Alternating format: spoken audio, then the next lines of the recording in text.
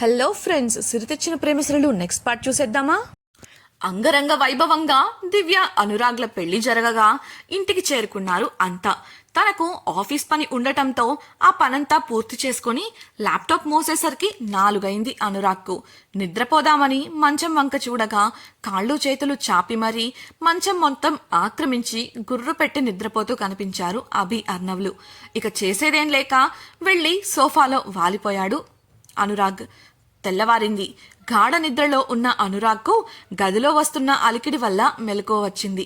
అతను లేచి చూసేసరికి అభి, అర్ణవ్లు అద్దం ముందు నిలబడి అద్దంలో చూసుకోవడానికి ఒకరితో ఒకరు పోటీ పడుతూ కనిపించారు. దీర్ఘంగా నిట్టూరుస్తూ సమయం చూసిన అనురాగ్ టవల్ తీసుకుని బాత్రూంలోకి వెళ్లిపోయాడు. త్వరగా సిద్ధమై క్రిందికి వచ్చేసరికి హాలులో కోలాహలంగా ఉంది.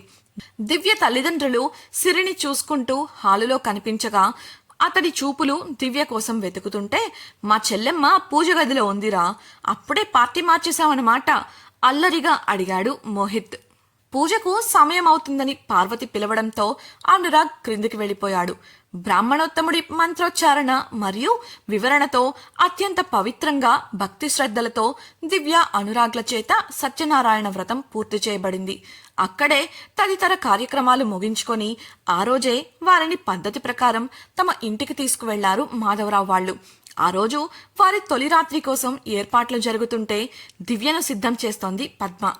దివ్యను ఆట పట్టిస్తూ అల్లరి చేస్తున్న పద్మకు అకస్మాత్తుగా ఏదో గుర్తొచ్చి, అయ్యయ్యో, నేను ఈ విషయం ఎలా మర్చిపోయాను, ఇప్పుడు కానీ కోపంతో నన్ను ఉద్యోగంలోంచి తీసేయరుగా ఓనరమ్మా అని అడిగింది. అబ్బా, ఏంటి ఆ పిచ్చి మాటలు? ఓనరమ్మా ఏంటే, ఒక్క మాటైనా అర్థమయ్యేలా మాట్లాడు. అసలే పెళ్లికి రాకపోగా పిచ్చి పిచ్చిగా మాట్లాడుతున్నావు. చెవులకు జుంకాలు తగిలిస్తూ విసుగ్గా అంది దివ్య. నేనేమి పిచ్చిగా మాట్లాడట్లేదు మేడం గారు, తమరే మీ భర్త గారి వివరాలు నాతో ముందే చెప్పలేదు. చెప్పుంటే కనీసం ఇవాళ కూడా వచ్చేదాన్ని కాదు. కావాలనే చెప్పలేదు కదా నువ్వు? అనుమానంగా అడిగింది పద్మ. పద్మ ఏం మాట్లాడుతుందో ఒక్క ముక్క కూడా అర్థం కావడం లేదు దివ్యకు. పోవే, నీ మాటలతో నాకు పిచ్చెక్కుతోంది. నేను నీకన్నీ ముందే చెప్పాను, అయినా ఆయన వివరాలు చెప్తే ఎందుకు రావు? విసుగ్గానే అనుమానం వచ్చి అడిగింది దివ్య. తెలిసే అంటున్నావా లేక తెలియకంటున్నావా?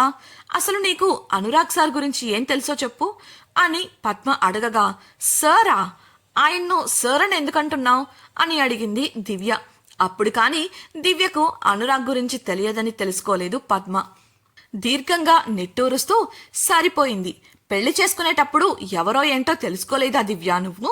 మరి ఇంత నిర్లక్ష్యమా? కాస్త అటో ఇటో అయ్యుంటే ఏమయ్యేది అని అడిగింది పద్మ. దివ్య చిరాకుగా, ఇక నా వల్ల కాదు, నేను అన్నీ నీకు చెబుతూనే వచ్చాను, అయినా నీ సోదాపి నీకేం తెలుసో చెప్పు అని అడిగింది దివ్య.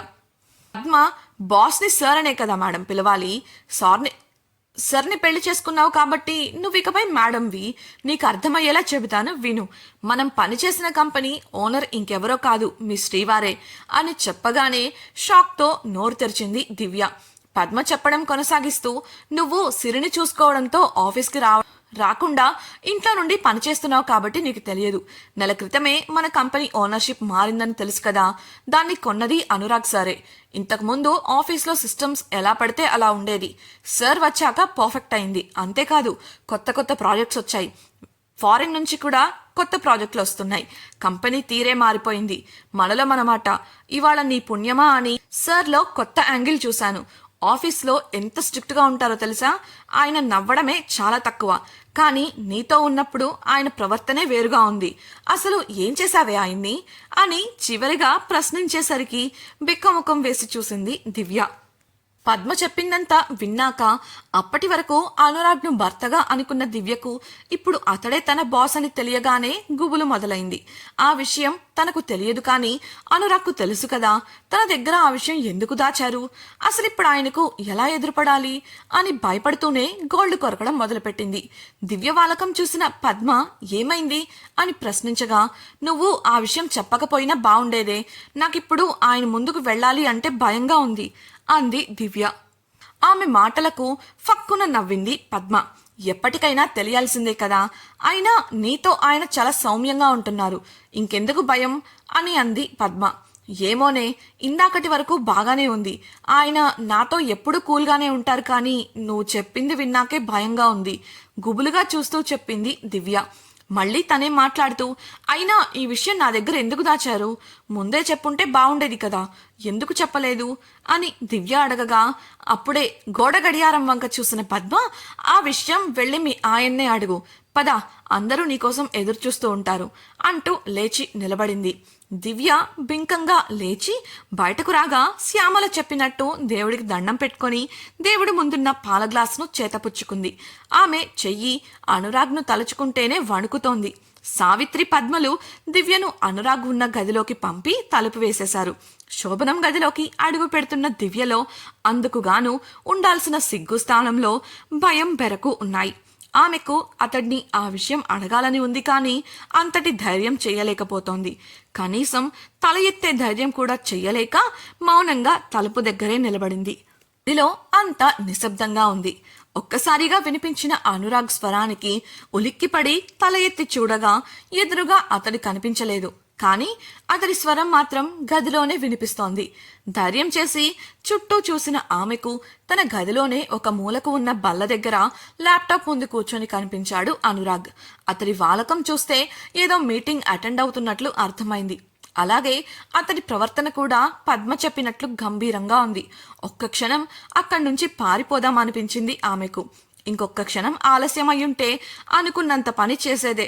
అప్పుడే అనురాగ్ మీటింగ్లో ఉన్న వారికి బ్రేక్ తీసుకుని రమ్మని చెప్పి ఆమె దగ్గరకు నడిచాడు. అతడు దగ్గరకు వస్తుంటే ఆమెలో కలవరం మొదలైంది. అతడు ఆమె ఎదురుగా వచ్చి నిలబడేసరికి తలదించుకొని బిగుసుకుపోయి నిలబడింది దివ్య. అనురాగ్ మెల్లగా ఆమె చేతిలోని పాల గ్లాసును తీసుకుని పక్కన పెట్టేశాడు. ఆమె సిగ్గుపడుతుంది అనుకుంటూ, ఇంత సిగ్గుతో ఇవాళ పని లేదులే నా శ్రీమతి గారు అంటూ ఆమె చుబుకాన్ని పట్టుకొని ముఖాన్ని పైకి ఎత్తగా ఆమె కళ్ళల్లో కనిపించిన కలవరం చూసి ఆమె భయపడుతుందని అర్థం చేసుకున్నాడు అనురాగ్. నవ్వుతూ, ఏయ్ దివ్య, ఇప్పుడేమైందని ఇలా? నాతోరా, మనం కాసేపు మాట్లాడుకుందాం, నీతో నేను చాలా విషయాలు చెప్పాలి అంటూ ఆమె చెయ్యి పట్టుకొని ల్యాప్టాప్ ఉన్న బల్ల దగ్గరకు తీసుకువెళ్లాడు. తాను కుర్చీలో కూర్చుంటూ దివ్యను తన ఒడిలో కూర్చోపెట్టుకోబోతుంటే ఆమె లెగవబోయింది. ఆమె ప్రయత్నాన్ని వారించి బలంగా ఆమెను ఒడిలో పెట్టుకుని ల్యాప్టాప్లో ఏదో చేయడం మొదలుపెట్టాడు అనురాగ్. దివ్య గుండె వేగంగా కొట్టుకుంటోంది. ఇలా చూడు, నీకు ఈరోజు ఇది చూపించాలి అని ఎప్పటినుంచి అనుకుంటున్నానో నీకు తెలీదు అంటూ ల్యాప్టాప్లో ఏదో వీడియో ప్లే చేశాడు అనురాగ్. అది చూసిన దివ్య అయోమయంగాను సిగ్గుతోనూ అనురాగ్ వంక చూడగా, నేను నిన్ను మొదటిసారి చూసింది మీ ఆఫీస్లోనే దివ్య, అది కూడా మన సిరి దొరికిన రోజున అని చెప్పగానే అపనమ్మకంగా చూసింది దివ్య. అంతలోనే ల్యాప్టాప్ స్క్రీన్ పై ప్లే అవుతున్న వీడియో చూసి గబుక్కున అతడి చేతి నుండి మౌస్ లాక్కోవాలని చూసింది. కానీ కుదరలేదు. కారణం అందులో ఉంది తనే. అనురాగ్ ఆమెను ఉత్సాహంగా చూస్తుంటే ఆమెకు బింకంగా ఉంది. అతడు ఆమె చుట్టూ చేతులు అల్లి భుజంపై గడ్డమానిచ్చి, నువ్వు నాతో ఇలాగే ఉండాలని కోరుకున్నాను దివ్య, ఎందుకిలా భయపడుతున్నావు? ఇక్కడ వేరే ఎవ్వరూ లేరు కదా, నేనే కదా. ఇంతకీ ఆ రోజు నువ్వు చేసిన పని గుర్తుందా అని అడిగాడు. అతడి ప్రశ్నతో గతంలోకి వెళ్ళింది దివ్య. గతం సిరి దొరికిన రోజు ఆఫీస్లో. ఉదయాన్నే ఆఫీస్కి వెళ్లిన దివ్య లీవ్ గురించి మేనేజర్కు గుర్తు చేస్తూ మెయిల్ పంపింది. ఆమె తను పూర్తి చేయవలసిన పనులపై దృష్టి పెట్టగా అవి అలా పూర్తయ్యాయో లేదో మేనేజర్ ఆమెను క్యాబిన్కు పిలిచాడు. సంతోషంగా ఆమె క్యాబిన్లోకి వెళ్లేసరికి తననే సీరియస్గా చూస్తూ కనిపించాడు మేనేజర్. అయినప్పటికీ ధైర్యం చేసి, సార్, నా బ్యాలెన్స్ పనులన్నీ పూర్తయ్యాయి అని ఆమె చెప్పగా ఆమె ముందు ఒక ఫైల్ పెట్టాడు మేనేజర్. ఆమె అయోమయంగా ఆ ఫైల్ తీసుకొని చూస్తుంటే, వెళ్ళి ఇనిషియల్ అనాలిసిస్ రెడీ చేయండి, అది పూర్తి చేశాక మీరు ఇంటికి వెళ్ళిపోవచ్చు అని స్థిరంగా చెప్పాడు మేనేజర్. ఒళ్ళు మండిపోయినప్పటికీ పై అధికారి కావడంతో ఏమీ అనలేక ఉసూరుమంటూ బయటకు నడిచింది దివ్య. ఇంతకీ అనురాగ్ ల్యాప్టాప్లో చూపించిన వీడియోలో ఏముంది తెలుసుకోవాలనుకుంటున్నారా? అయితే ఛానల్ను సబ్స్క్రైబ్ చేసి సిరి తెచ్చిన ప్రేమసురులు రాబోయే ఎపిసోడ్ తప్పకుండా వినేయండి. అలాగే మీకు ఈ వీడియో నచ్చినట్లయితే లైక్ చేసి మీ సన్నిహితులతో షేర్ చేయండి. మీ అభిప్రాయాలను మాతో పంచుకోవడం కోసం కామెంట్ సెక్షన్లో తెలియజేయగలరు. ఇట్లు మీ నవలా హృదయం team. Thank you for listening.